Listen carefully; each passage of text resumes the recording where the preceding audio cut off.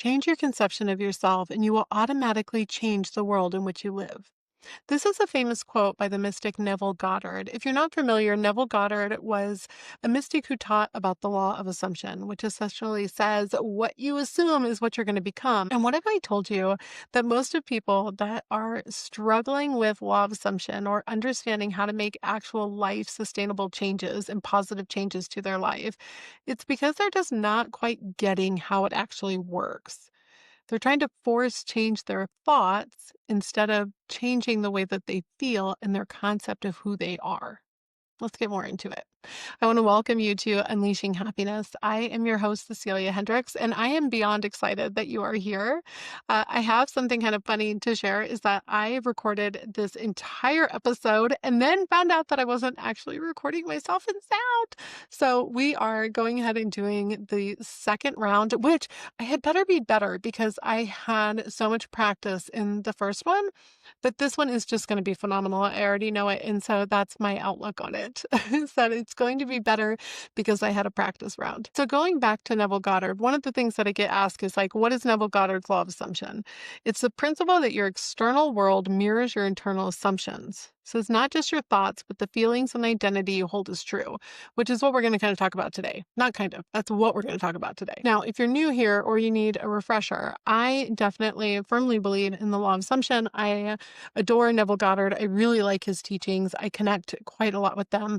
As I have grown and learned, I have started to see that the law of assumption is actually very practical, and you can actually shape the reality that you're experiencing based on your perceptions. And your perceptions are everything's going to come through your life filter. We're going to talk about this here in a little bit. But your life filter is essentially going to take everything and tell you what you are experiencing.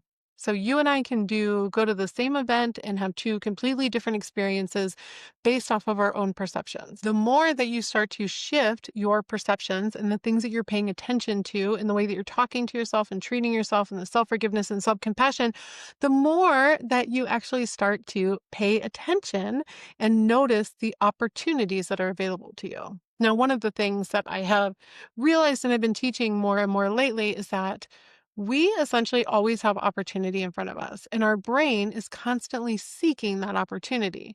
Now, what that opportunity is not always, quote unquote, a positive opportunity. It could be the opportunity for you to confirm to yourself that nothing ever works out for you. It could be the opportunity to confirm to yourself that you're completely unlucky. It could be the opportunity to confirm to yourself that you're always stumbling at work and you never have any of the creative ideas. Your brain is going to seek the opportunity to tell you, yeah, actually, you're right. Congratulations. Look at that. We're right. It's through your reticular activating system, otherwise known as your RAS.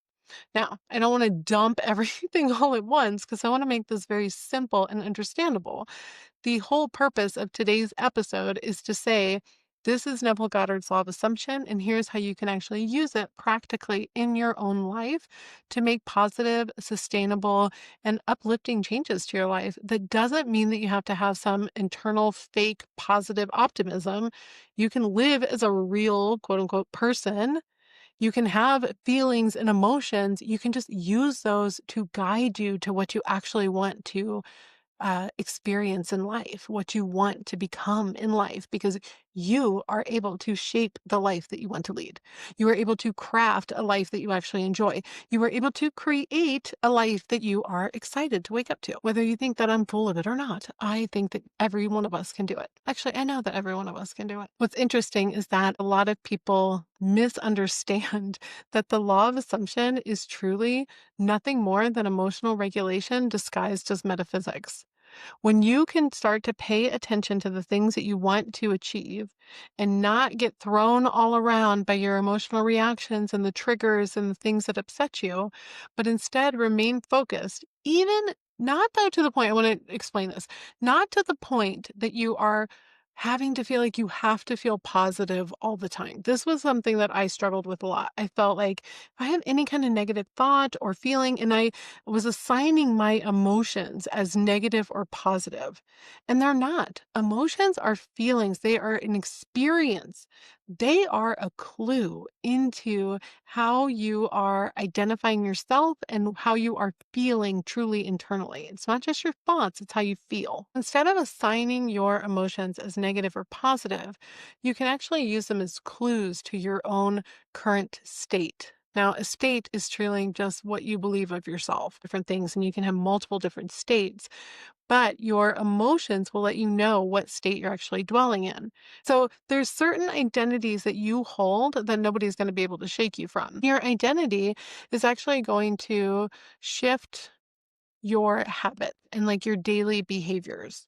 If somebody has decided they are a very fit person and they've always taken really good care of themselves and they go out and run every day, they're going to have different habits as someone who has assigned themselves as lazy and completely out of shape.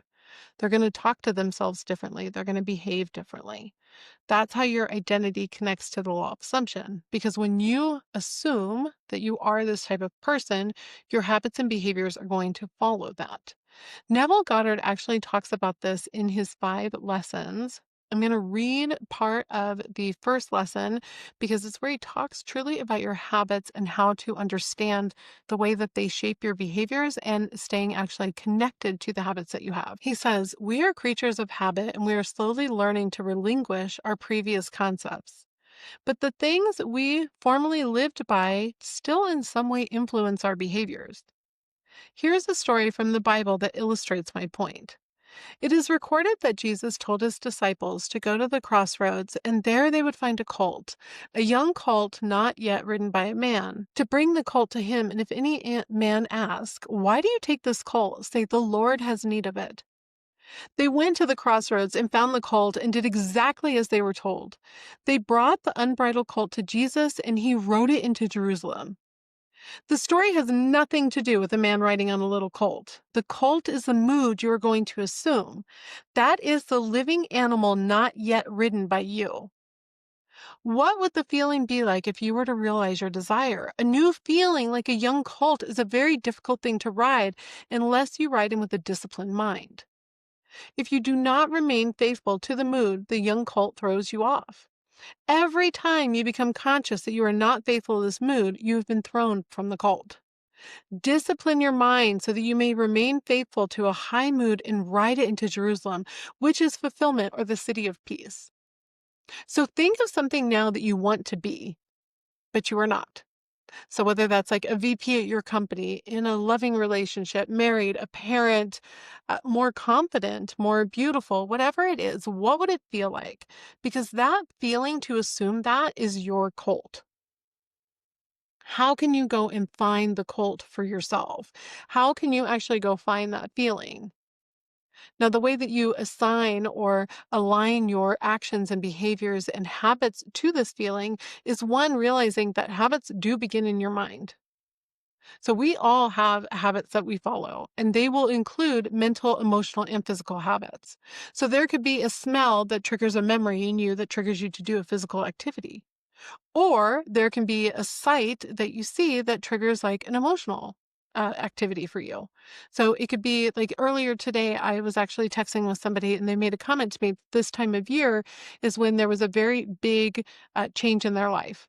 And so now, as they come up to this time of year, that feeling of being kind of upset and a little down automatically bubbles up in them because they have this habit that's connected to it. And a now funny story, I remember years ago, I lived in Ohio. My daughter was in the 3rd grade, and she came home from school one day, and she was very upset because she didn't get the special holiday lunch. What's kind of funny is that in my memory, it was a Halloween holiday lunch, and in her memory, it's a Thanksgiving holiday lunch. So this kind of just shows you a little bit of how memories can be adjusted. We have the same memory of the event, but mine's a Halloween lunch, and hers is a Thanksgiving lunch, which I find kind of interesting. But so anyway, she comes home and she's like, "Oh my gosh, I'm so sad. I didn't get the special lunch." And they had like, special food and everybody else got it. And I got a cheese sandwich. And I remember being devastated. Now, when I lived in Ohio, broke would be like the understatement of the year. I had no money. We had no money, which means that every payday, I made sure to calculate exactly what she needed for lunch. I wanted to make sure she was always able to get lunch money on the days that she wanted lunch. This was something I was very, very specific about because I knew that there would be more days than money before the next payday came up, right? Like this is just the way I lived. And so I went back and I looked at my records and I'm like, oh my God, she should still have like quite a bit. Like, I don't know what to do. We're not getting paid for like another week. And she should have money. And I distinctly remember being so upset about this. Long story short, the lunch lady had created some sort of issue. I'm not going to get into that, but she definitely had the money. And so we were able to get it back. But so to me, there was this feeling of really being upset that she didn't get like the special holiday lunch. And on top of that, ended up with like a cheese sandwich instead. It was just really upsetting to me. Now, every year around Halloween, okay, my daughter is 26 now. She was in the third grade. It's been a while. I have these feelings come back up and like this story, I get reminded of the story every freaking Halloween. And as far as I know, it might have been Thanksgiving lunch, right? And I'm assigning it to Halloween now. And I was telling her about it a couple days ago because this is a habit that I'm in. This habit now has been solidified in my brain, and my brain takes Halloween and it's like, oh, remember this story, and you should be upset about it again. And guess what? I do get upset about it again because reliving that memory actually creates a physical reaction within my own body. This is how, like, you can kind of have a traumatic event, and I'm saying traumatic, like, that to me was traumatic. Was it big T traumatic? No, it was a little T. I can manage it, right? It was a victimized event. I'm not a victim, but I was definitely victimized. She was victimized in the setting. It's not this massive event, but I still see it as traumatic because it sat within my body. And now when I remember it, I still have those same feelings of being upset because I place myself also in my daughter's shoes, thinking of how embarrassed she was while everybody else is having a special lunch and she's eating some crappy cheese sandwich, which, as a side note, no child in school deserves to have a cheese sandwich for lunch because they don't have lunch money. This is a hill that I will die on. So it's just no child in America should go without lunch, especially at school in our public school systems. And that said, I'm going to get slightly political here, which is something that I do not do. If you are in Colorado, please make sure to vote yes on extending our funding for the Colorado free lunch program. So that should be in your booklet. The elections are coming up. We're getting very close. And I do believe that that is a very important topic and that kids at school should get food. Okay, so back to the topic of hand. If you can tell, that is something that I hold very close and important to me is children being able to eat. It is something important to me. It's part of my identity. And I think back to that broke version of me and how much it would have helped had I known that my daughter could get lunch every day at school and it was not something that I had to concern myself with. I'm in a very drastically different financial situation now, which I am extremely thankful for. But that is something that still is held very near and dear to my personal identity is making sure that this is something that I discuss and that I talk about and that I champion because not only because of this story with the lunch, but just overall anything, right? Like I was a single teen parent. My daughter's father has not been involved in her life as she was growing up. And this is something that would have helped me out quite a bit. And I still remember that. I am not the identity of the broke version of myself, the teenage parent version of myself, but that still shapes the person that I am today. And that's how our identity works. And our habits are going to be shaped by the identity that we hold. And you can use your emotional reactions to understand what kind of identity you hold. If somebody comes up to me and they mention something about, let's say, soccer. Right now, I can't remember if I use this as an example in this recording of the podcast or the one that I didn't have any sound. But if somebody comes up to me and they say, "You're a piss poor soccer player," I'm like, "Yeah, okay, yeah, I don't even know the rules. Like, I'm sure I don't really, not a runner either. So yeah, not a good soccer player. Got it. Not offended. But if somebody were to come up to me and say, I don't believe that children should get free lunch at school. We're probably going to have a little bit more of a discussion. I'd love to discuss it. Like, why do you feel that way? I want to be open to that. That's part of my identity too, is being accepting of other people and having conversations with them. But that's something that I hold very near and dear to me. So I'd have more information. I'd be more passionate about that. And that's how you can use these emotional reactions. If you're telling yourself constantly that you are super successful at work and you're getting the VP role, how are you aligning yourself to that person? If somebody then tells you that your presentation was crap, what is your reaction to that? Is it that you go home and you review that conversation over and over and you just decide that you're never going to be successful and you don't know what you were thinking and why would I even try? Or would it be a growth type mindset where it's like, okay, let's talk about this more because this is how I believe this information should be displayed. I have confidence in what I'm saying, in the thing that I'm presenting, or I'm open to having a discussion about what needs to be changed. This is where I think people get a little confused on the law of assumption. They think that taking no action means even inspired action to align to that person that you want to be. And what it actually means is you're not going to waltz into work and go sit down in the current VP's office and be like, this is my office now. I'm the VP. That's the difference. But if you were to say, you know what, I look at my current morning and I wake up 10 minutes before I have to be to work. I run out the door super quick. I'm in clothes that I pulled out of my dirty clothes hamper. They're not even ironed. They're not, they just look like crap. I didn't take a shower and I just rushed out and ran out the door. Is that feeling like DP confidence to you? If so, go for it. But I'm guessing not. So instead, you would say, okay, what's one little thing that I can do to align more to that version of myself? And maybe it's setting out an outfit that you got fresh out of the dryer in your bathroom so that when you wake up with only 15 minutes to go, because we're going to do one thing at a time, you've got that and you can grab it and run out.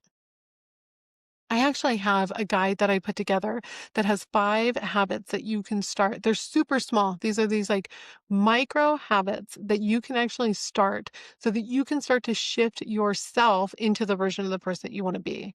They're little things, and one of them is to own your morning. But really, you can start with just 5 minutes.